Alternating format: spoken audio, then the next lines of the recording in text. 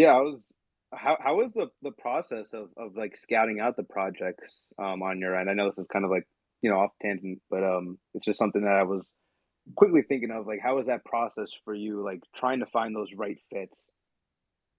Yeah, I know it is a good question that I don't it was kind of hard. It took us a while to sort of understand. I mean, I think even I mean, it shows you kind of how clueless we were when we started. We had this like really immaculate kind of 3D trailer that we assumed would be very viral in Web3, and we launched it with an article in the Hollywood Reporter.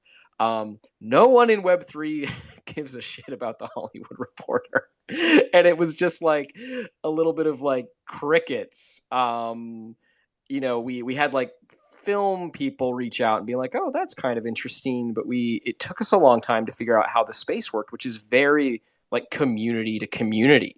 And we like knew of just like a couple of things that we were fans of.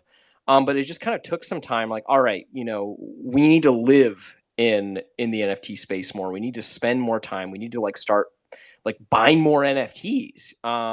It's like we understood things conceptually, but you just kind of have to like jump all the way in, which we realized we hadn't totally done.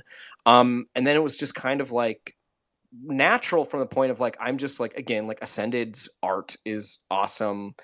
Um, there's just other projects where it's like clearly by either by virtue of the art that we obviously share a close connection, and then it was finding a lot of other projects that were interested in doing the same type of storytelling things that we were, or on even just a general level, like projects that were really interested in like figuring out the best ways to like interact with their kind of communities. You just end up like having calls and hitting it off, having good Twitter spaces, and one thing just kind of leads to another. And there really does now, I feel like there's kind of a corner of the NFT space that is like my corner, that people that see it the same way that I do.